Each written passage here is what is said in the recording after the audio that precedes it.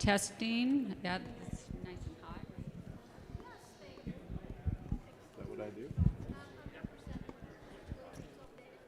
Perfect. You just do whatever you need. Does it bend?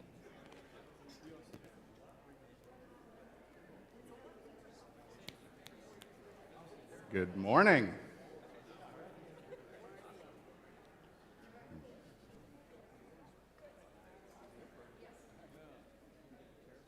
Good morning, everybody. Thanks for coming.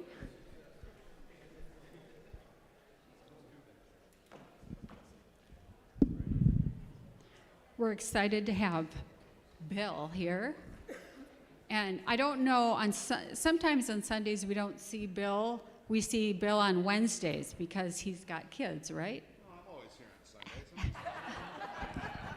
Do that. Exactly. So, Bill, tell us about your family. I have 3 blondies in my family, my wife Katie, and then we have, somebody's giving me the signal. Microphone. If I just talk like this, can you hear me? I'll hit this button once. Hello, hello, hello. Here, I'll just talk loud. How's that sound? Not that great. I'm colorblind too. Yeah, it should be on. Yep. Hello, hello. Are you This happens about 3 days a week to us, by the way, at work.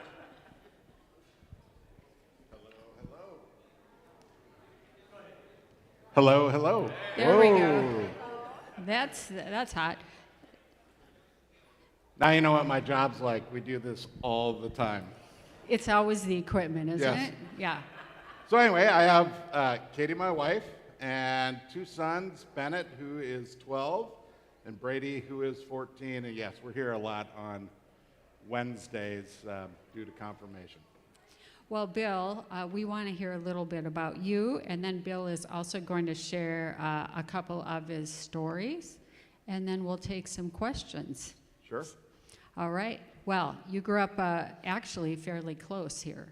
Just about 4 miles down County Road 6 here, right about at Ferndale and 6. I'm old enough that I remember when they were building Ferndale North.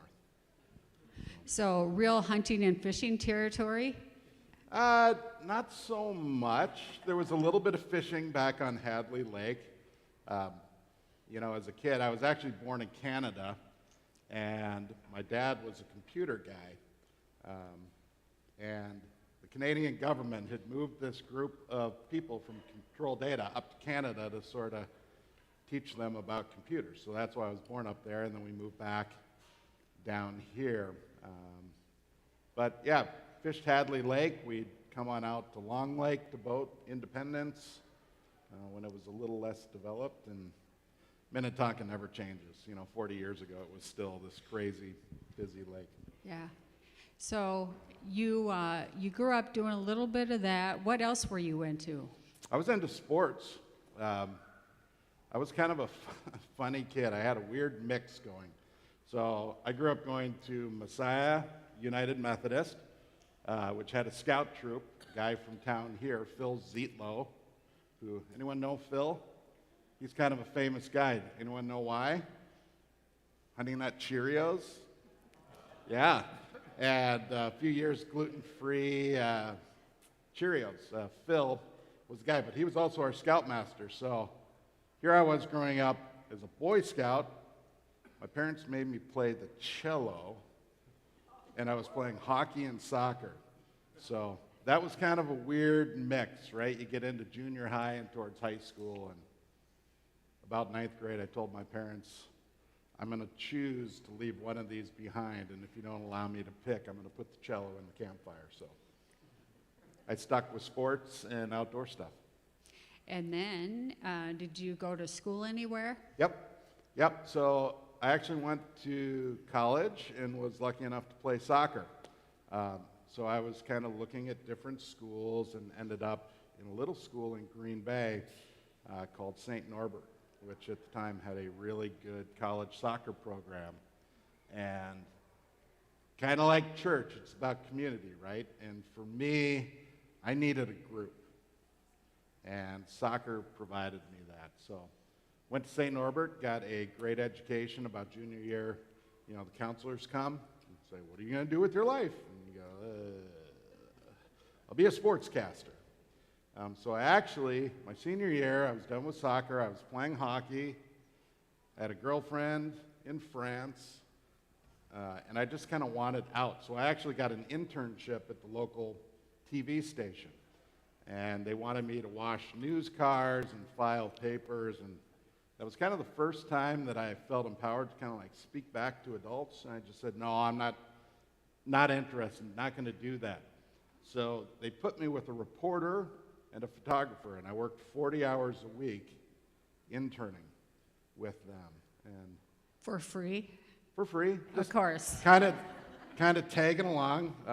Wally Griffiths was the reporter who's kind of a famous network producer now. His dad was iconic in Cleveland radio circles. But it's kind of funny because it must have been Easter of 1994. I came in on a Sunday morning. Nobody works on Easter morning, right, in the news business. But in Green Bay, but interns do. Yeah, interns do. And I remember they looked at me and said, you're going to do the morning cut-ins. So buried somewhere deep in my desk is this tape of me doing the newscast on Sunday morning. Oh, it's something else. I bet it's something else.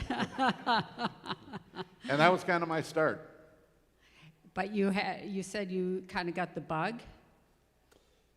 Yeah, I don't know what the bug was, right? Maybe when you're young, it's, you're going to be on television. You're going to go travel all these places and see all these exciting things happening. I graduated from college and was lucky enough to go spend some time in Europe. Remember that girl I talked about? Yeah, I did. Ooh la la. I chased her around a little bit and came home and realized that I needed a job. So that fall or end of summer, I started talking to the local TV stations and got a job in Duluth as a reporter, making $3.55 an hour. You pay a lot. I know, that's a lot of money, right? Yeah. So that was my start as a reporter and did a little anchoring. I had a guy, Steve Goodspeed, who's still the news director up there, which is crazy, but he was a wonderful mentor. The guy in Green Bay, Wally Griffiths, the reporter, he had taught me a lot about just being a person, right? And Steve was the same way. And I remember Steve saying, every time you show up with a television camera, perceived or not, to the people you're going to see, it's going to be a huge moment for them. Always respect that moment. And that kind of stuck with me. It's great advice. Yeah. Yeah. Yep. So you were in Duluth, and you worked there for a while. Yeah, in the TV news business, it's almost like you need an abacus, right? The smallest market in the country is Alpena, which is, like 300 and, I don't know, it used to be 317 size market. And you, as a newscaster, were always trying to get to the top 10. So I went from Green Bay to Duluth, 9 months in Duluth, and Madison called, and they wanted to double my money. Ooh. So I went to Madison for 3 years, and then took a very unusual phone call from North Carolina. They were looking for network reporters, what they call a network pup, for this thing called Fox. They were starting national news. So on a whim, I moved out to Greensboro, North Carolina, and was based there, and spent 3 years chasing some crazy stuff there. Always had wanted, again, you're chasing to that top 10 market, right? I wanted to get back to Minneapolis. At the time, Minneapolis was the 13th largest market, but KARE 11 was known for telling really good stories. And so my goal was to get home and work at KARE. But they never called. But Channel 5 did. And at the time, they were starting something called a Focus 5. KARE 11 used to have a long format story called the KARE 11 Extra. Kind of more in-depth stories, a lot of times positive stories. And so I got hired at 5 and 45 to do long format stories. So I got home and thought, oh my gosh, I'm here. And said, now what? I had no goals. Yeah. So then, what happened? I got laid off. Oh. So A guy with no goals gets laid off. yep, That doesn't make any sense. So I worked for 3 years. Anyone remember the story up in Brainerd? It was like 30 below zero, but North Long had the big hole in the ice. Remember that? And everyone couldn't understand if it was carp or aliens or... So that was the last story I called. And at that time, cell phones, didn't really work unless you were near home. So I drove home after that weekend up there and got to about Monticello, and my phone was just beeping, beeping, beeping. I realized by about the third message that I was a dead man. Channel 5 was going through a bunch of layoffs. I survived 2 of them, and of note, I should probably tell this story, after the second round of layoffs, I got bumped back to working weekends. And I thought, oh my gosh, I'm going backwards in life. And my first assignment was to go hang out with Vikings tailgaters on a Sunday morning. So I'm like, oh great, now I have to go hang out with a bunch of drunks. That was the morning I met a blonde tailgater who became my wife.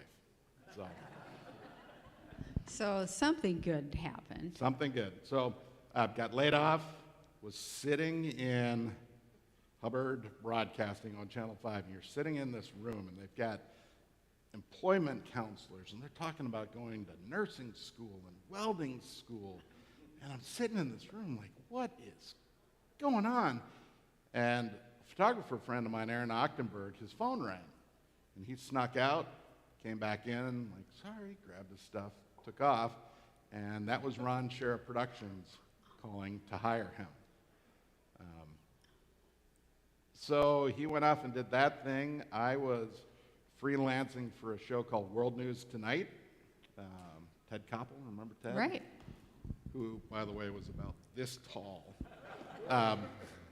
Always had penny loafers on, but was freelancing for that and almost took a job. I decided I had had enough of television, so I almost took a job doing marketing for Buca de Beppo.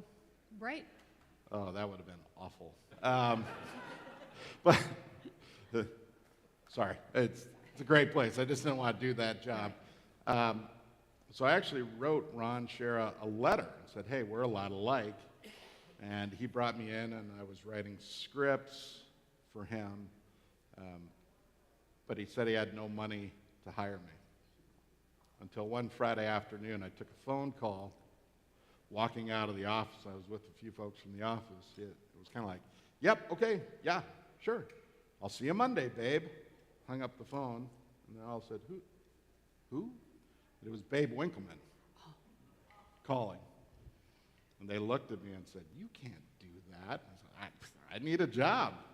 And so a couple hours later, I had a full-time job at Ron Sherck Productions, and that was 20 years ago. Wow, 20 Everyone always years. asks, was that a fake phone call? But no, it actually really was. It really was. Babe Winkleman. So there you go. So since then, you have told a lot of stories. Mm-hmm. And we've talked about stories, and we do a lot of stories at Shift. We love hearing about people, and it's really fun to hear a little bit more about you and your background. And I think you have a couple stories of your own to share.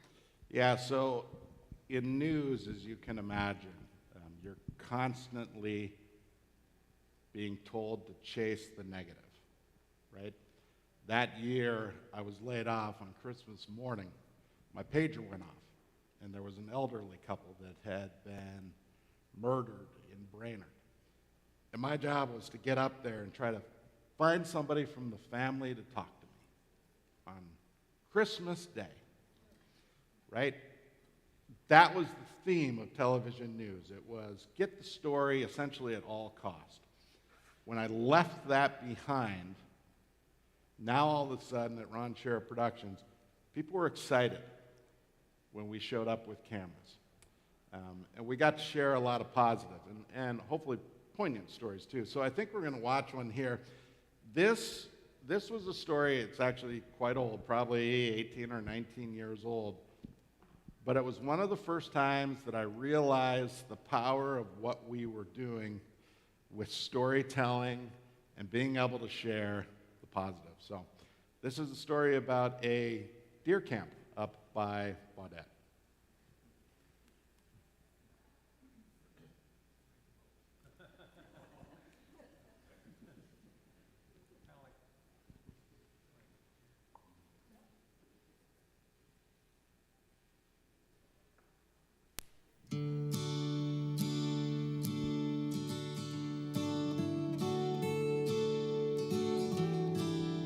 Who says man created the color blaze orange?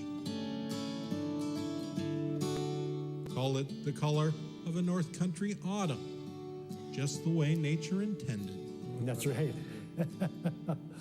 Fall colors call the Slick family to the woods outside Baudette, Minnesota. It's deer season. That's the only thing I can say about it. Robert Slick's family has been coming to this deer camp since World War II. Robert's dad, Kai, started the camp. I wonder if it isn't ingrained into the people and the families from way back.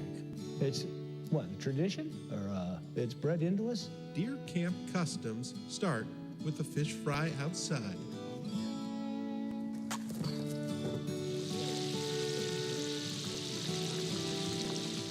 Oh, this walleye. Yeah, it's tough. Inside, 40 family hunters trade tales. They talk of quiet opening mornings in the woods, stories of bucks and does wandering, all the things that bring people to deer camp. These days, Robert Slick comes to camp for his own reasons. Well, my health went to heck in 1989, and everybody took care of me.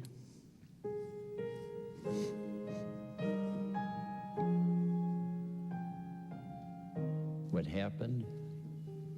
He got water in the brain. That circumstance led to a coma. For 1 year, Robert laid unconscious in a bed. And why he got it, I have no idea in the world. But they had an awful time figuring out what it was. But time heals. So it was with Robert. Soon enough, he found himself back in deer camp. Just throw her in there. I'll cut her out when I slice her. Robert felt compelled to thank those who helped him recover. His idea? Simple.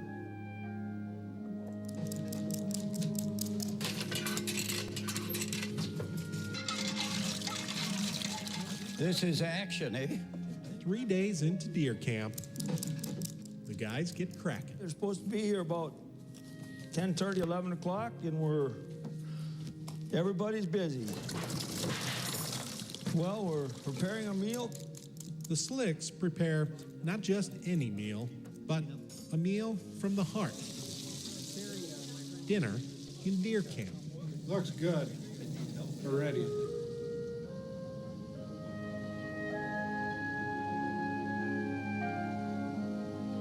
We figured, well, we can't bring the meat to the nursing home, so we'll bring the nursing home to deer camp. Here we go. It's a big day in our hunting camp. The Slicks bus in homebound seniors from Baudette's health center. Well, how's the old boy? How's it going? Not too bad. One more down steps and one more down to the ground.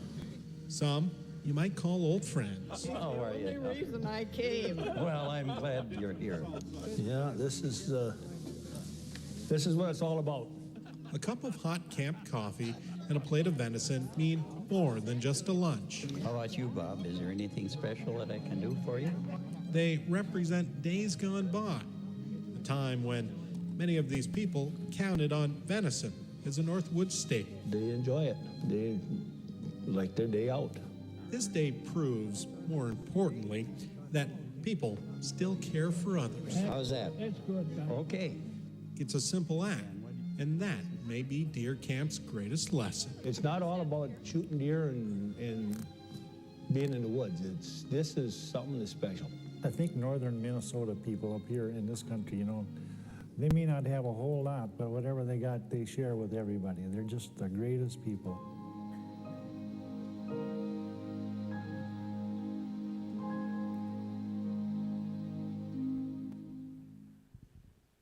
Oofda.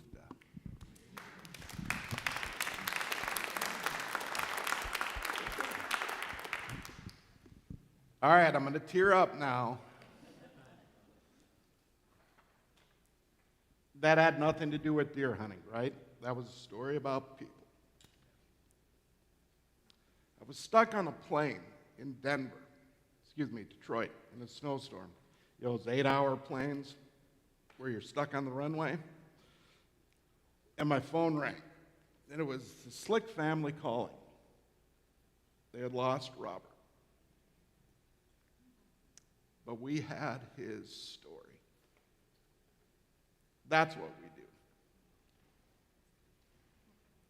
Talk. I will. How do you find your stories? We have file cabinets. You know, I'm not a Catholic, but I carry the guilt one. We have file cabinets full of stories that people have sent to us, and we can't get to them all, right?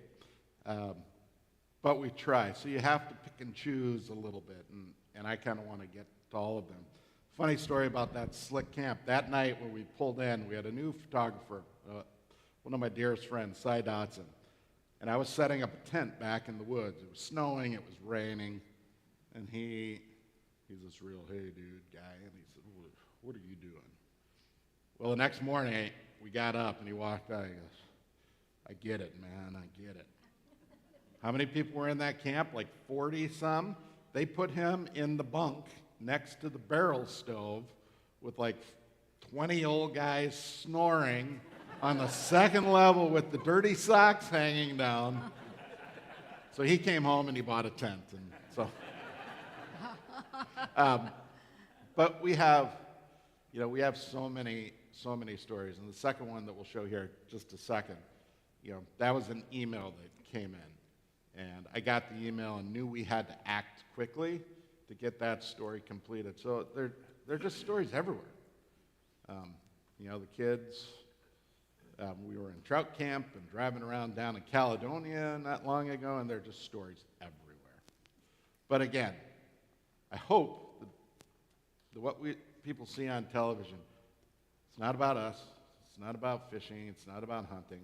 Sometimes it is, but they're stories about people, and we hope that's why Minnesota Mound has lasted as long as it has. How do you use your faith as you go out and approach people? You didn't tell me you were going to ask that. That's a great question.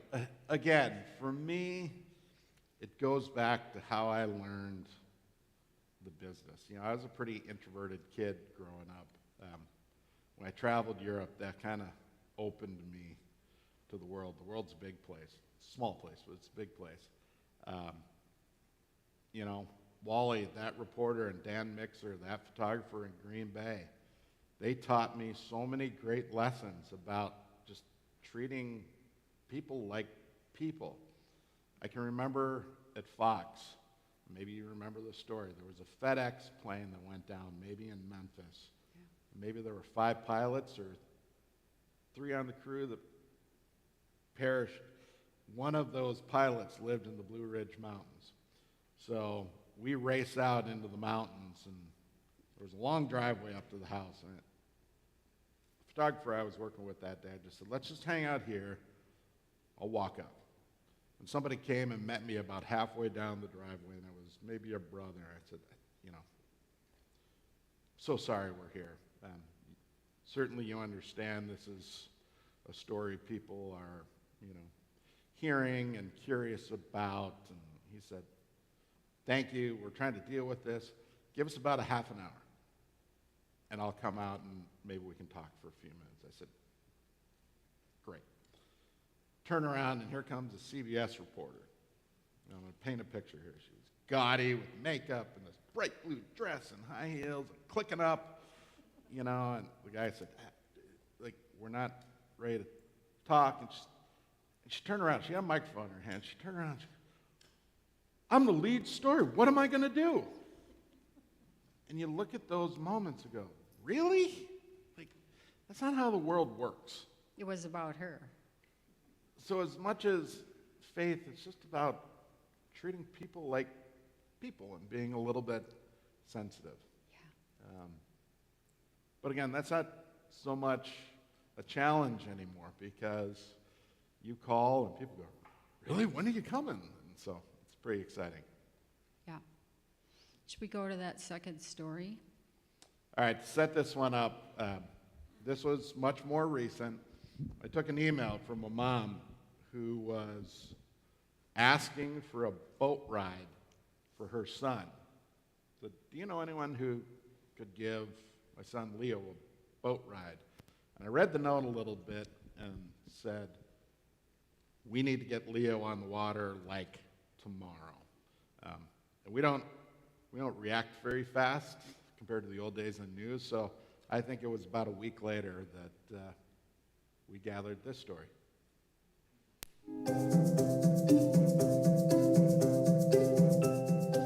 An act of kindness measured in a single Lake Minnetonka morning. Carrie, nice to meet you. Carrie Edberg and her family carry a boatload of hope on this day. 1, 2, 3. Especially Leo, a 6-year-old with a dream. It is very simple stuff, but our life is so complicated that sometimes the simplicity of life we don't get to do as often. And that seat right there. Carrie says Leo always wanted a boat ride. You hear that sound, you're gonna wake up. Steve Cruikshank found out and made a few quick calls. Yeah, we get a text last night that he's like, all right, it's a go tomorrow. So we're like, all right, let's do it. Steve represents a nonprofit called Fishing for Life. Fishing for Life serves kids, families, veterans, and communities through fishing and outdoor activities. An exciting moment for Leo, Oh, here we go. a sleepy kiddo who just wants to feel the wind in his hair.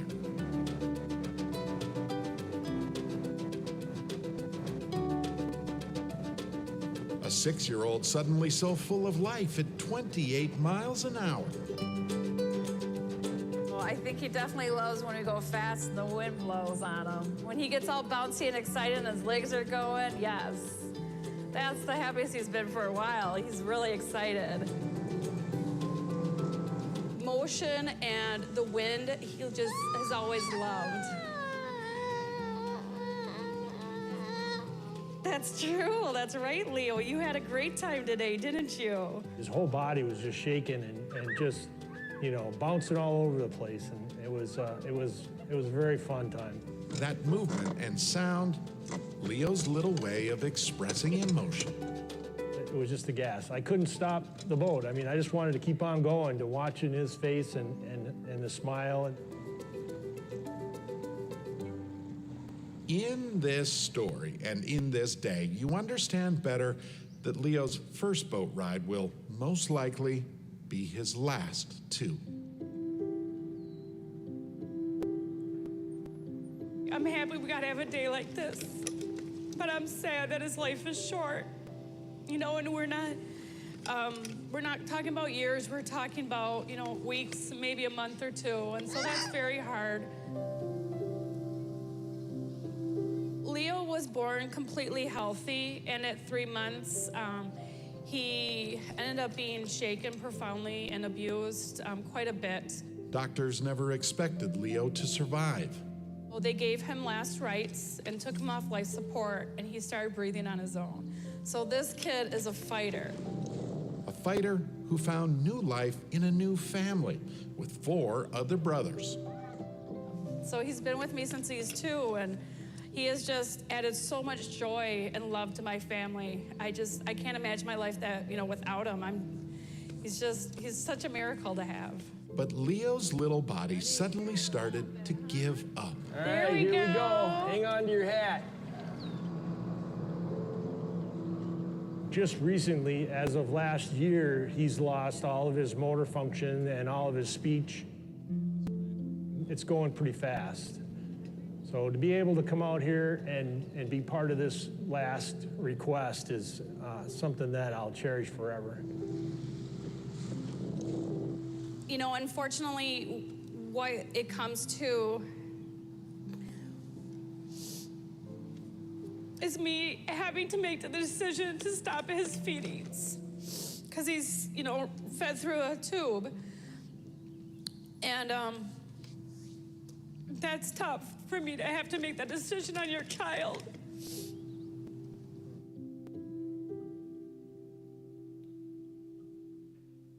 But today, Leo's family celebrates life on water, most importantly, together. An act of kindness that culminates in a quiet bay. They look the same. I think yours is bigger. What you got? Here we go. Hold on. I got a nut for you. I got a nut for you. Fun fishing. Jeez. Nice. Although not everyone in the Edberg family Hey, Milo. loves the fish as much as Leo. Want to touch him? So yeah, ready? Say nice and slimy. He's cool. Yeah. Every fish is precious, and we learned that today. And so precious is every life. A gift given to all of us by a joyful 6-year-old who clearly loves a ride in the boat. Yep, you do. An act of kindness, not so random at all. I can't even begin to tell you how much fun this was. My cheeks are actually sore from smiling so much.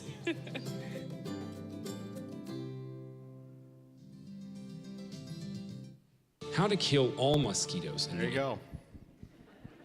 Leo.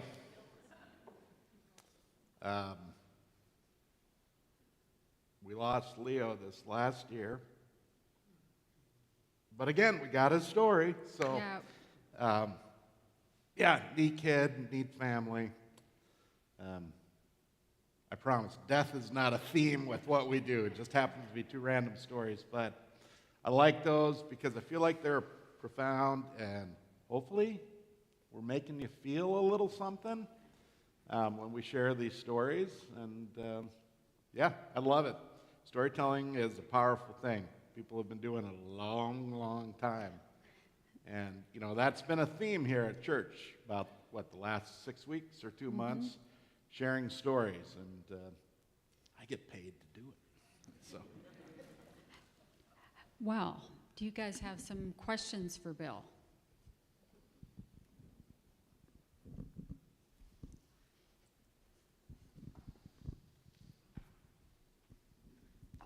I guess mine is a little bit more about a comment about Bill.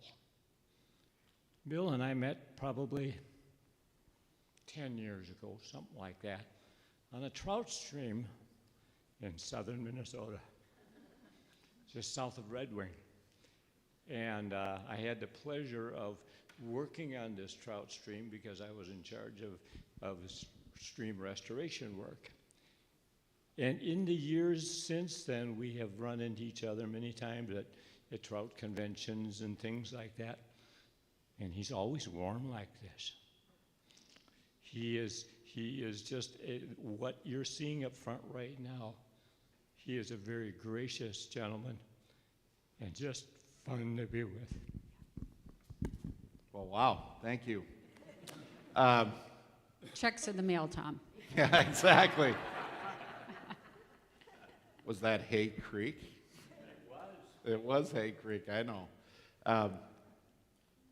Most people don't know this, but Minnesota has, the driftless region, all the glaciers that created the Great Lakes, one of the reasons our state is so great, the glaciers that created the Great Lakes kind of hit the brakes just about somewhere between St. Paul and Red Wing. So that southeastern part of the state is all the bluffs and the deep valleys. And they call that the driftless region. More miles of fishable trout water there than all of Montana. Nobody knows it. Nobody knows it. I actually spent Easter Sunday with my boys down in the bottom of one of those bluffs, and you talk so much, or you'll hear people use the cliche, you know, that's my religion, being outdoors, but to wake up and have the sun coming up over the bluff and hear the water, and the valley is screaming loud of life with the birds. Yeah, for me, that's where I find it, and Tom, I think you do too. It's magical, just magical. Uh-oh. Hi, Bill. It's like going to the principal's office. Yeah. Except worse. Yeah, it's going to be really, I'm going to give you a zinger now, all right? No, I just, as we're talking about stories, and the theme that we've had over the last several weeks, I'm just wondering from you, like, if you could tell us what you think makes a good story, and then how have you learned over the years to bring out stories in people? Because I know it's not an easy thing to, you can get a story on an email or in a letter, but then you have to go and you have to bring that story out of people to be able to put together 5 minutes of that kind of story. So what makes a good story, and how do you bring that out of people? Wow. So in the rules of television, a specific beginning, middle, end is the technical side of kind of what we're doing in active writing versus passive verbs and all that jazz that we learn in college. But as an example, those two stories, I'll back up. Boyd Hoopert at CARE. Boyd and I are kind of buddies, and our careers have sort of done this, and he's probably challenged me more than I've challenged him because he's one of the greatest storytellers. But Boyd talks about a story is like an onion, and you're peeling back the layers. And hopefully in those two stories, we caught you off guard a little bit, right? It wasn't, this is a story about a kid who is in a wheelchair because he was abused and he's going to die, right? We're trying to let you get to know them. So for me, the hardest part of what I do is interviewing people. Well, I'll give you a little insight into our business. I can't go on every shoot now. We have a lot of young photojournalists working with us. So we put together almost like a recipe sheet, a production sheet. Here's the address. Here's what you're going to see. Here's the story. And I'll list some questions to help get them started with the interview. And after they shoot a story, it comes back to me, and I watch every second of it. And I jot down notes, and then I add words, and that's kind of how we come up with the script for the story. And it drives me bonkers. When I see them getting ready to do the interview, and I hear this paper crunch, okay, Bill would like to know, where are we and what are we doing today? And you go, oh, man, right?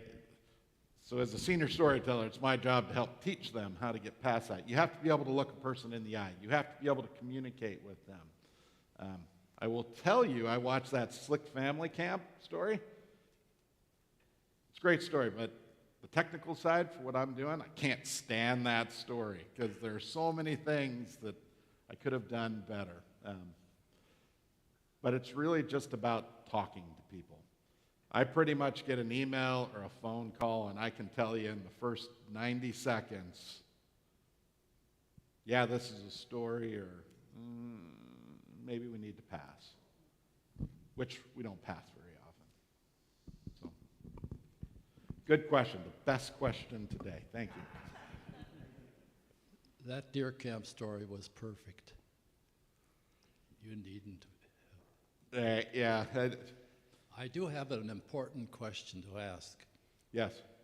Did your years of college in Green Bay convert you to a Packer fan? That is an awesome question. So Green Bay has nothing but a football team. So 365 days a year, there are radio shows, there are TV newscasts. And at the time when I was there, I feel like Green Bay was about 75,000 people, but what they call the Valley, which runs from Green Bay to Milwaukee, is full of, I don't know, 2 million people. Maybe it's more now. All my buddies there were from Wisconsin, and they all coveted the Packers. Thank the Lord, they were awful from 1990 to 1994.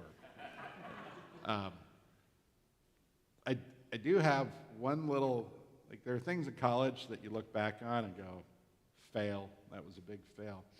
For my 21st birthday, which is in October, back in the day, I don't know if you remember this, but the Vikings most often played Green Bay and Wisconsin in Milwaukee, not at Lambeau Field, but my senior year, they were playing at Lambeau, so a buddy gave me 2 tickets to that game.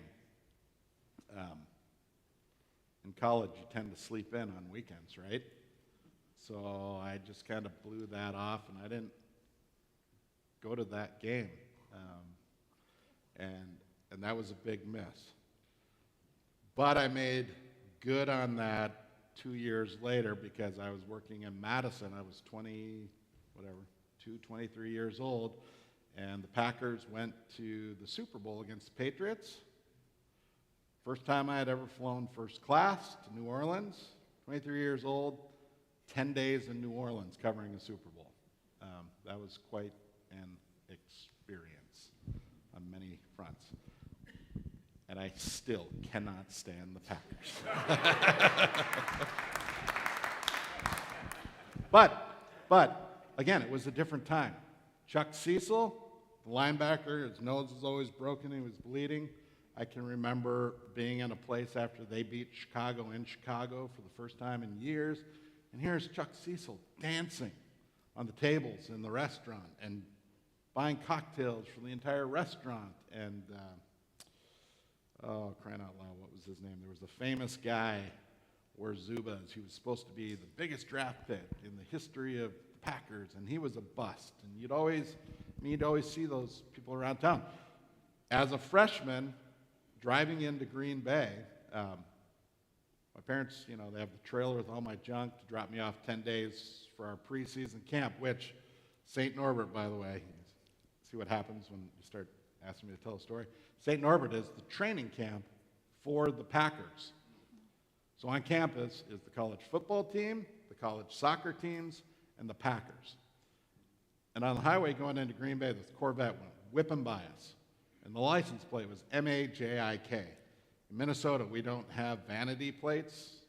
They weren't a thing, but everyone in Wisconsin, I remember thinking, well, that's weird magic. Weird. And I saw that Corvette later on campus, and who was it? Anyone? Don Majkowski, quarterback of the Green Bay Packers. He wasn't very good, so. Well, this has been a treat to get to know you and to watch a couple of your stories, and we can find them on Minnesota Bound. Yep. And I know you have viewers because there are people here. Yeah, thanks for coming, especially on a Sunday. We celebrated 1,000 episodes, I don't know, a little over a year ago. There are only a couple of television shows in the great history of television, whatever that is, that have been able to get to 1,000. I can't even name them. Cheers, Oprah, maybe? But it's just not something that happens, so we were lucky. Jerry? Yeah. I remember before we knew Bill, watching Minnesota Bound and not understanding the relationship. I always wondered if he was married to the blonde or, who are these people? I'm going to send Katie after you. The relationship with Laura? Pardon me? With Laura? Yeah, but when you first watched Minnesota Bound, maybe it was just me, but I didn't understand all the relationships of who these people are. Yeah, what's the deal? a funny story. So we sit out at the state fair every year, right? And we have a Minnesota-bound cabin. And that is the question I get more than any other. So my co-hosts, so you hear, you're Ron's son. You're married to Ron's daughter. And you hear me go, well, that's weird, right? I'm just a guy who works for the Sherras, and Ron's daughter co-hosts the show with me. We get along very well, but no relation to them. I'm just a guy who goes to work there. You make a great pair on TV. I mean, it works really well between the two of you, but all I'm saying is that you don't often explain the relationships or maybe... Well, maybe we should do that. Yeah. A whole story on that, maybe. Yeah. Look, everyone in this world wants to be wanted, right? So maybe we don't talk about it so I can keep people wondering. No, Yeah. We do. We get that question. You know, where's Raven? What number Raven are you on? And Yeah. are you married to Laura? And so, yeah, it's kind of interesting. But no, Laura's a coworker, and I did much better with Katie Becker-Sherck. There you go. Yeah. Thank you so much for coming. Thank you.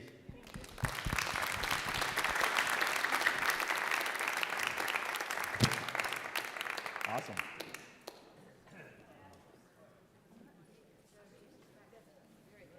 Yeah. That used to be a coveted position. Like if you were a photojournalist and Minnesota Mountain had an opening, oh my God.